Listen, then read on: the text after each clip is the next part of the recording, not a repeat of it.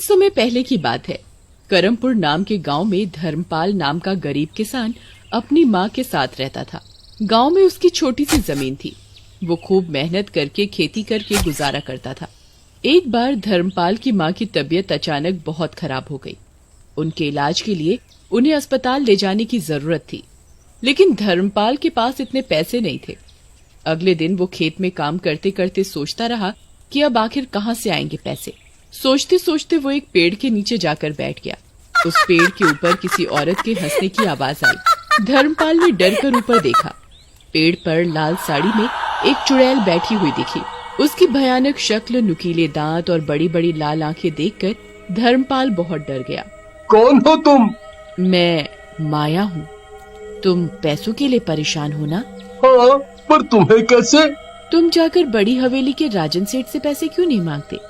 यदि उसने तुम्हारी मदद नहीं की तो मैं उसे देख लूंगी। पर तुम्हें कैसे? इतने में जोर की हवा चलती है और चुड़ैल अचानक गायब हो जाती है। राजन सेठ गांव का जाना माना अमीर जमींदार था।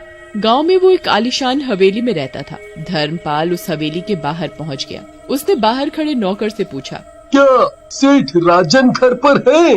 हाँ, सेठ अंदर हैं। तुम्हें उनसे क्या काम है? भाई, मुझे उनसे कुछ पैसे उधार लेने थे, बहुत जरूरत है। ठीक है, तुम अंदर जा सकते हो। वो अंदर गया और सेठ के सामने जाकर हाथ जोड़कर खड़ा हो गया।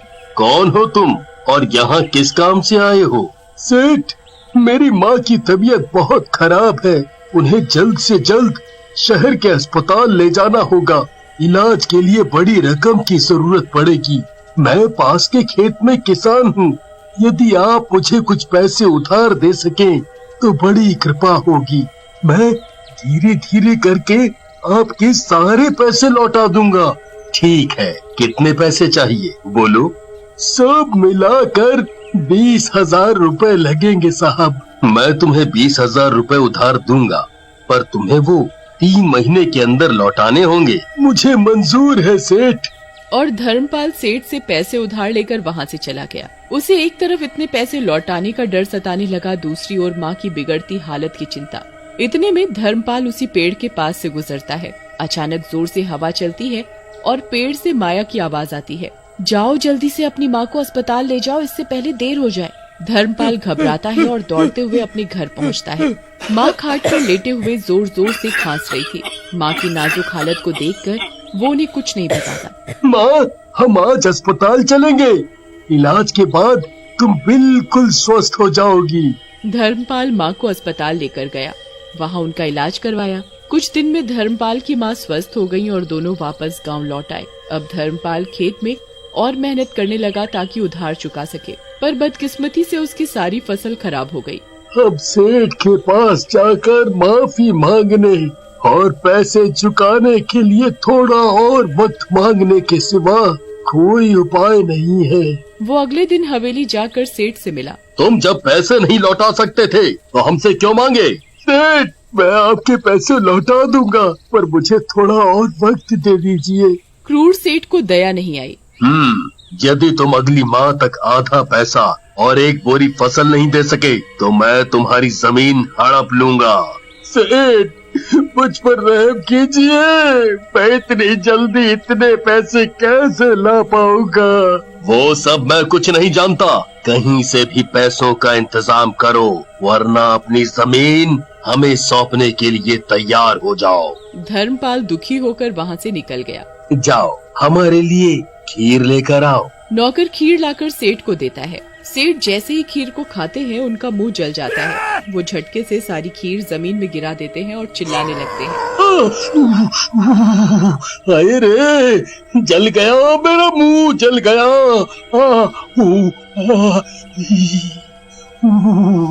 ये देखकर नौकर आश्चर्य में पड़ जाता है और सोचता है, मैंने तो जब खीर लाई तो इतनी गर्म नहीं थी, ये कैसे हो गया? मूर्ख, तेरा इतना दुस्साहस। नौकर डर से कांपने लगता है। पता नहीं साहब, ये कैसे हो गया? उतने में बाहर कमरे से एक औरत के हंसने की आवाज आती है। कौन है वहाँ? नौकर बाहर के कमरे की ओर दौड़ता है, पर वहाँ पहुँचने पर वहाँ कोई नहीं होता। ये किसकी आवाज थी? हवेली में तो कोई महिला नहीं है। सारे दरवाजे बंद कर दो, कोई अंदर ना आने पाए। ऐसे ही रात हो गई। रात को सेठ सोने की तैयारी करने लगे। उन्हें प्यास लगी तो वो घड़े से पानी निकाल कर पीने लगे, पर पानी पीते ही उनका मुंह जल जाता है। वो पानी का गिलास झटक देते हैं और चिल्लाते हैं, मैं जल गया, मैं जल गया। कमरे के दरवाजे के बाहर से फिर से औरत के हंसने की डरावनी आवाज आती है। कौन है वहाँ पर? इतने में पायल की आवाज आती है, जैसे कोई कमरे से दूर बाहर की ओर भाग रहा हो। सेठ नौकर को आवाज लगाता है। नौकर भागते हुए आता है और दरवाजा खटखटाता है। सेठ, आप ठीक तो हैं? सेठ दरवाजा खोलकर डरते हुए इधर उधर देखता है। नौकर के अलावा कोई उसे दिखाई नहीं देता। तुमने किसी औरत को यहाँ से जाते देखा? नहीं तो सेठ, यहाँ तो कोई औरत नहीं है। शायद आपने कोई बुरा सपना देखा होगा। नहीं, हमें किसी के हंसने की आवाज आई, जैसे दिन में आई थी। तुम जाकर बाहर देखाओ। नौकर बाहर देखने चला जाता है। सेठ आकर अपने कमरे की खिड़की से देखता है। उसे खिड़की से कुछ ऐसा दिखाई देता है कि वो सन्न रह जाता है। एक महिला लाल साड़ी में चलकर आंगन से जा रही होती है। सेठ को अंधेरा होने के कारण उसकी शक्ल नहीं दिखती, पर वो देखता है कि जमीन में उसके पैर है ही नहीं। वो जमीन की सतह से ऊपर है और तेजी से आंगन में लगे बरगद के पेड़ की ओर जा रही है। सेठ अपने पलंग पर बैठकर ठिठुरने लगता है। इतने में कोई उसके कमरे का दरवाजा खटखटाता है। सेठ डर के मारे बिस्तर से चिल्लाता है, कौन हो तुम? चली जाओ, मुझे कुछ मत करना, कुछ मत करना मुझे। दरवाजे की दूसरी ओर से आवाज आती है। सेठ, मैं हूँ। वो नौकर की आवाज रहती है। बाहर कोई नहीं है, मैं देख आया हूँ। आप किसे चले जाने को कह रहे हैं? सेठ दरवाजा खोलते हैं। मैंने किसी औरत को आंगन से जाते देखा। सेठ, मैंने तो अभी सब जगह देखा, कहीं कोई भी नहीं है। आपको भ्रम हुआ होगा, आप सो जाइए। 1 महीने बाद धर्मपाल का पैसे लौटाने का वक्त आ जाता है। जाओ, खेत में जाकर उसे बुला कर ले आओ। अब यदि वो उधार की रकम नहीं दे पाया तो उसकी जमीन हड़प लेंगे। नौकर धर्मपाल के खेत जाता है, पर वो जाकर देखता है तो वहाँ वो है ही नहीं। जरूर ये धर्मपाल पैसे चुकाने के डर से दुबक के घर पे बैठा होगा। मैं उसके घर जाकर देखता हूँ। नौकर उसके घर की ओर जाने लगता है। रास्ते में उसे चलते हुए अचानक पीछे से पायल की आवाज आती है।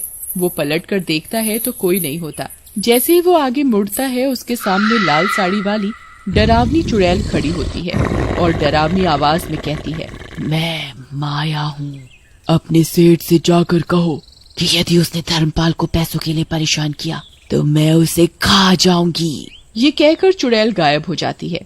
नौकर भागता हुआ हवेली तक जाता है और सेठ को सारी बात बताता है। सेठ ये सुनकर डर जाता है। सेठ और नौकर सरपंच के घर जाते हैं और ये सारी बात बताते हैं। पास में सरपंच की बुजुर्ग माँ ये सब सुन रही होती है। वो कहती है, ये जरूर माया का काम होगा। हाँ, उसने यही नाम बताया था। इसी गांव में एक किसान रहता था। एक बार उसकी पत्नी की तबीयत बहुत खराब हो गई, पर किसान के पास इलाज के पैसे नहीं थे। उसने गांव के कई अमीर सेठ से पैसों के लिए प्रार्थना की, पर सबने उसे इनकार कर दिया। किसान की बीवी की तबीयत बिगड़ने की वजह से वो चल बसी। इतना सुनकर सेठ को सब समझ आ जाता है। मैं धर्मपाल की मजबूरी नहीं समझते हुए उसे पैसों के लिए धमकाता रहा। तुम यदि किसान से माफी मांग लो तो वो चुड़ैल तुम्हें परेशान करना बंद कर देगी। मैं जाकर धर्मपाल से माफी मांगता हूँ। सेठ धर्मपाल के घर जाता है। जाकर देखता है कि धर्मपाल बुखार से तड़प रहा है। मेरा बेटा धर्म उधार चुकाने की चिंता के कारण बहुत बीमार पड़ गया है। माँ जी, मुझे माफ कर दीजिए। मैं ही वो सेठ हूँ जो धर्मपाल को पैसों के लिए धमकाता रहा। धर्मपाल, मुझे माफ कर दो। तुम्हें उधार के लिए अब मैं परेशान नहीं करूँगा। तुम्हें वो उधार चुकाने की भी जरूरत नहीं। बस तुम स्वस्थ हो जाओ। बहुत बहुत शुक्रिया सेठ। मैं आपका आभारी रहूंगा। माया चुड़ैल ने फिर कभी सेठ को परेशान नहीं किया।